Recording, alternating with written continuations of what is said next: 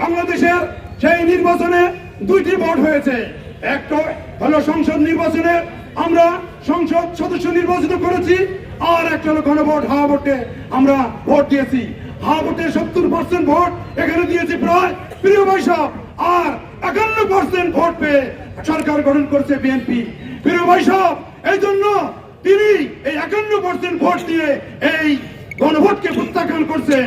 সংগ্রামী বন্ধুগণ, আমরা বলে দিতে চাই, এই 70% মানুষের গণরায়কে যদি আপনি প্রত্যাখ্যান করেন, তাহলে এই দেশে আপনার অবস্থান হবে বিগত সরকার যেভাবে এই দেশকে মানুষের উপরে অত্যাচার জুলুম নির্যাতন করেছিল, এবং 5ই আগস্ট যেইভাবে মানুষের উপর নির্যাতন চালিয়ে মাত্র 45 মিনিটের ব্যবধানে বাংলার মস্তক ছেড়ে তিনি বাংলাদেশ থেকে দিল্লিতে চলে গিয়েছেন। প্রিয় ভাই সব, এই জন্য আমাদের বর্তমান প্রধানমন্ত্রী বলেছেন অক্ষর অক্ষরে এই গণরায়কে বাস্তবায়ন করা হবে।